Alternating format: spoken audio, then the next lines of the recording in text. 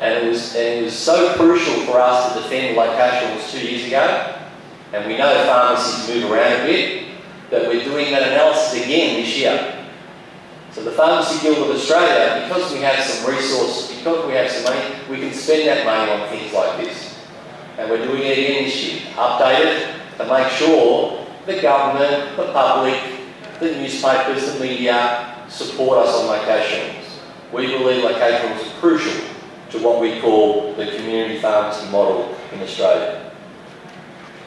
Another very unique area in our country is the fact that our country is very big, and you can see most of those dots on that map. That's where all the pharmacies are. Most pharmacies in Australia are just on the outside. So when we negotiate the funding envelope, the money that we get for pharmacies, we negotiate every 5 years with our government. When we negotiate with the government every 5 years, I know you may find this very, very strange, but we don't only negotiate for pharmacies, but we also negotiate on behalf of the wholesalers. So the Pharmacy Guild of Australia negotiates the equivalent of the Auspec wholesaling company. We negotiate on their behalf to the government. And we negotiate this pool of money called the Community Service Obligation Fund. In the next 5 years, that's worth $1 billion. That $1 billion is distributed between only 3 wholesalers in Australia, 3 wholesalers, and they have access to that $1 billion over 5 years. And one of the key criteria they need to perform to have access to that money is to make sure medicines are delivered in every single one of those pharmacies within 24 hours of the order. So if a pharmacy orders a medicine today, it must get there tomorrow, regardless of where it is in Australia. And we call that the Community Service Obligation. It's extremely unique. I've never seen that anywhere else in the world. And we've had that tranche of money, that envelope of money, since 2006. And believe it or not, the wholesalers, unfortunately, they want a little bit more. We think $1 billion is enough, they want a little bit more, but that's what that money is used for, to make sure that medicines are distributed really quickly in such a big country. I mean Australia is as big as Europe. So you can imagine Auspec, one of the wholesaling warehouses that your company Auspec has in Athens. Someone in Germany rings up on the other side and says, I want the medicine tomorrow. So that money is used to make sure the transportation happens very, very quickly, or a wholesaling warehouse is set up on the other side of the country. A very unique system called the Community Service Obligation. I was very interested this morning when all the politicians made their speeches, and especially the Minister for Economics, his speech and the questions and the answers that he gave. We have a different way of dealing with our politicians in Australia. For example, when I first took over as the President of the Pharmacy Guild of Australia, the Australian government threatened to reduce the amount of money, and they did. They reduced it a little bit. And we were very worried. And we thought, what are we going to do? So what we did, and there was lots of ideas. In meetings like this, everyone had a different idea. And one particular idea was to get our patients involved. Because we thought the government was really going to reduce our remuneration, our funding, we thought let's get the people involved, the people that come into our pharmacies. On average, 5,600 pharmacies around Australia. Average, most pharmacies see 200, maybe 400 patients per day. So we thought, why don't we get the patients involved to let the government, the politicians know that the patients are on our side. So we started a petition, just a little piece of paper that big, and we put it on every counter in every pharmacy. And on the top of the petition said, leave our pharmacies alone. We support our pharmacy. Our pharmacy is very important to our health. Nothing more. And then on the bottom we said, please sign here.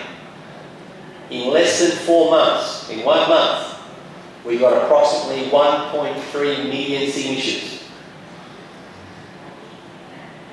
And we put them all in a boxes, as many boxes as we can find. And we put them in a truck.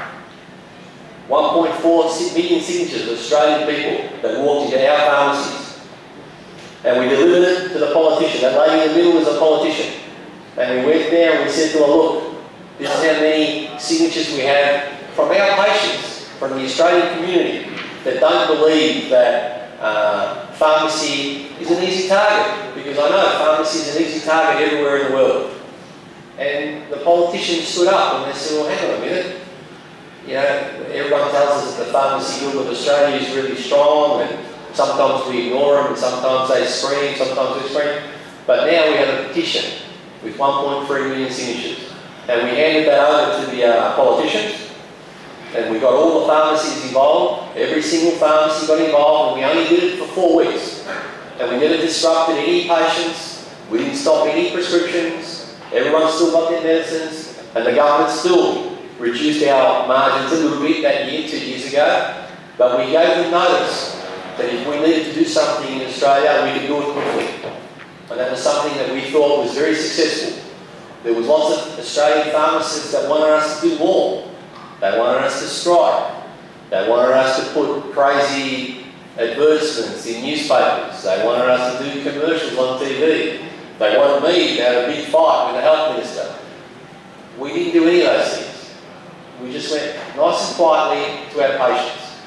And we believe, as you will see with some of my slides that are coming on further, we believe that was a softer and more successful approach with the politicians. They didn't get upset, but they certainly understood that we had some power with the people, with the patients in our pharmacies.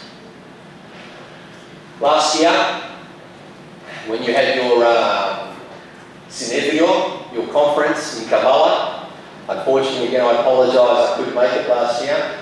I signed what we call the 6th Community Pharmacy Agreement in Australia with the Health Minister. That lady is the Health Minister of Australia. She's the Health Minister, the Sport Minister, and the Minister for Asia. She has 3 areas she's responsible for. On the 24th of May, I signed that agreement with Susan Lee. Susan Lee has no background in pharmacy, no background in health. She used to be a pilot, and she used to run a farm with horses and cattle. And she signed that agreement with me on the 24th of May last year, and she got the job as Health Minister on the 24th of December, Christmas Eve, the year before. So she was in the job for less than 6 months. And she had to learn fast. But she knew we had that petition from 2 years ago. She knew the Pharmacy Guild of Australia only supports our patients. We always went to her with solutions, and we'll see some of those solutions very soon. We were tough with her, but we never had too many arguments with her. We didn't agree on everything, but we finally signed an agreement worth $18.9 billion. $18,9 δισεκατομμύρια στα πλαίσια Βουλγαρία with the Minister of Health, 18.9 billion. And it was a hard job, and that was one of the reasons why I couldn't come. But we worked very hard to get that money from the Australian government. And I know it's not the same as the Greek government, and you'll see the differences that we had to go through. But we went to government and we asked for $21 billion. We said to Susan, we need $21 billion to help the Australian public, to make sure their health solutions are always looked after. We need $21 billion to perform our duties properly and deliver good, great health outcomes for our patients. And we didn't budge from that number. That $21 billion stayed on the table till the 23rd of May, one day before I signed that. They almost μας διώξαν από το δωμάτιο, από λίγο. We believe very, very strongly that the community pharmacy model in Australia needed enough money so we can perform all our duties, so the patients will get the services they deserve. And we had 1.3 million signatures saying so from 2 years ago.